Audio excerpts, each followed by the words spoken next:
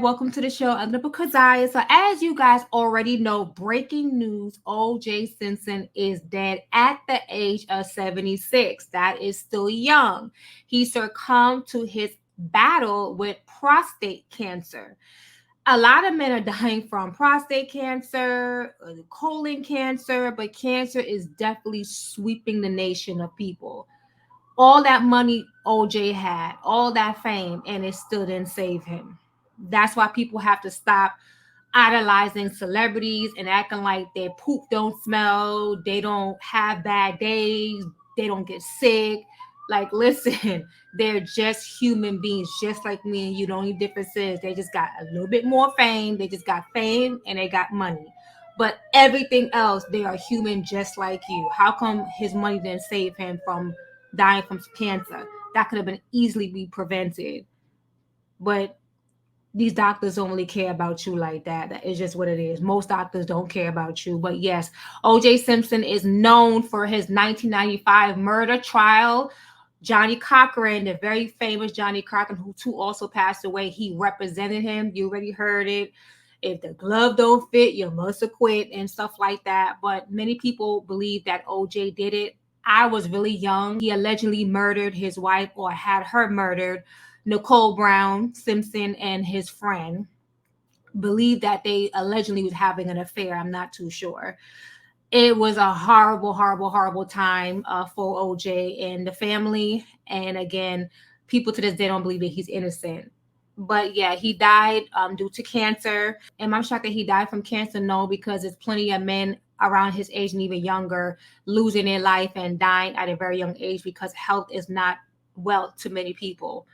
Wealth to people is money, but health is not wealth in people's eyes. So they eat whatever, they have sex with whoever, they drink whatever, they smoke whatever, they do whatever they want to do, and they feel like there's no consequences. And just because you are a celebrity and you got money than the average man and woman walking the earth does not mean that you are greater and you're better and you have a better outcome when it comes down to your health. Again, even though you was exalted up high with your fame, with your money, and also with your athleticism, does not mean you are going to escape judgment. People are kind of like gloating and just kind of happy that this man had passed away. And again, people still think he's guilty. And don't forget them white folks. A lot of people are assuming that white people will be happy because they were horrified and they were very angry. They were very livid when the verdict came back not guilty. You know, black people cheered, black people were happy because, oh, a black man got off. Finally, a black man is not guilty of killing a white woman, because you already know prior before, a black man and white women, it was just a no-go. And even so to this day, even though it's open now, and it's acceptable now, a real white person to me is not going to want you dating their daughter if you're a black man, or if you're their son if you're a black woman. That's just what it is.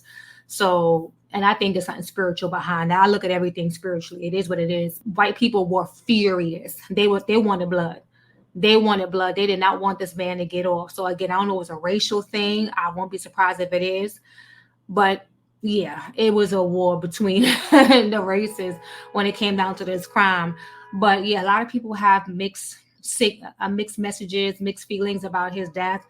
To me, again, he's still another black man. He still is a black man. So I'm not going to cheer and rejoice in his death. It's just an eye opener for me to have my T's crossed and my I's dotted, to make sure I'm on point with how I live and how I treat people and how I eat and how I take care of myself. When people die and when things happen to people, we shouldn't look at them and just be like, ha, ha, ha, ha, and we just talk about it. Okay, what can you learn from a person's death? What can you learn from someone's experience? What can you learn from someone's tragedy, someone's mistake, someone's experience, someone's life? That's what we need to do as people. We're so quick to run our mouths and talk, but we don't want to look at ourselves and maybe do a comparison and see what needs to be changed from within us.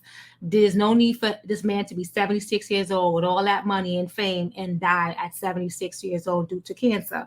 There's no need for that. He could have easily reversed that by going to a holistic doctor who actually do care, and put him on fruit, put him on herbs, put him on vegetables, and he would have clipped that cancer right away.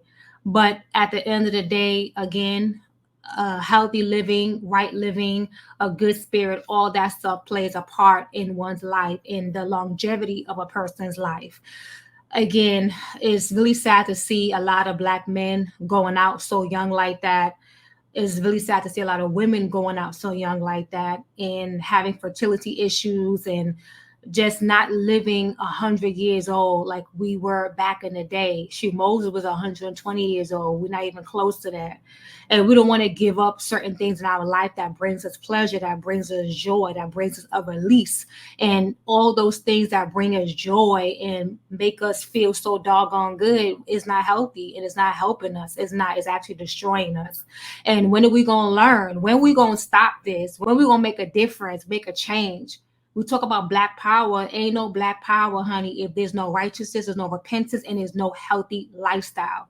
I'm talking about who you sleep with. I'm talking about how you conduct yourself sexually. I'm talking about how you eat and how you drink. There's no friggin' Black power. I don't want to hear it. Put your fist down.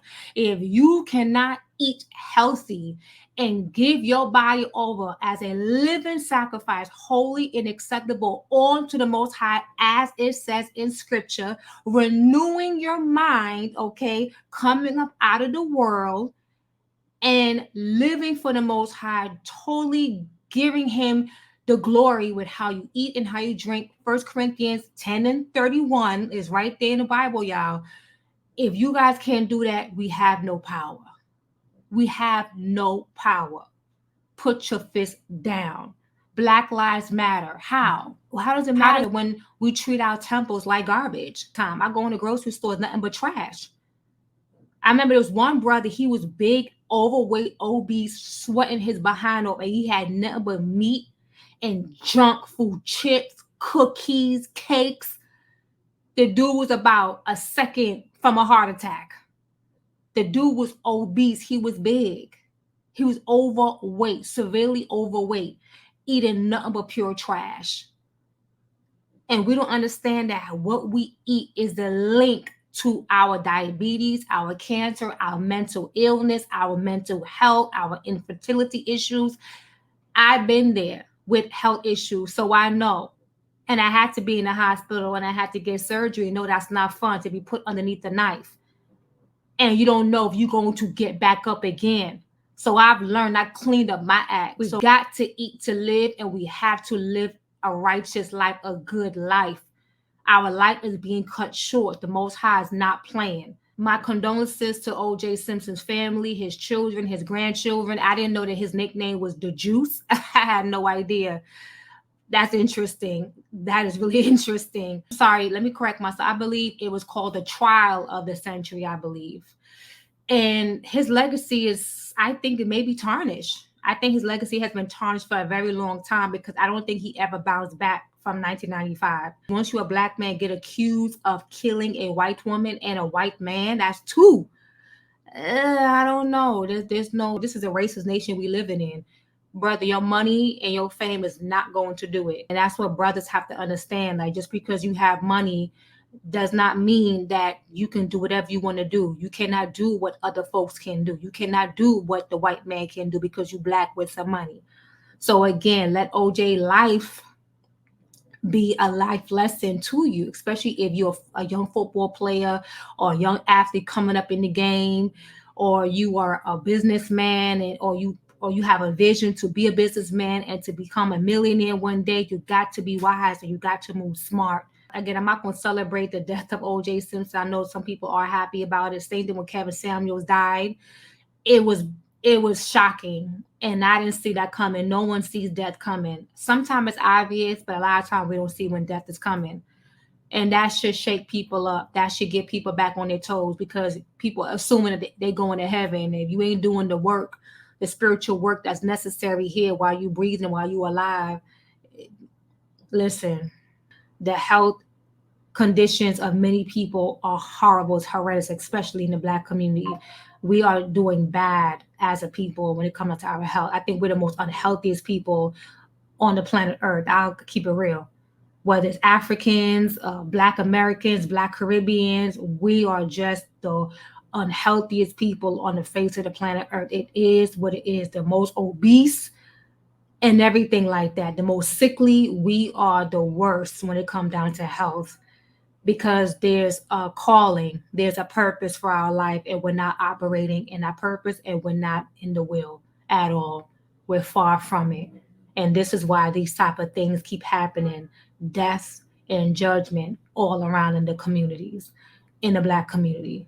My condolences to O.J Simpson family, and I hope his death can be an eye opener for us all, especially when it comes down to health and wellness. All right, bye.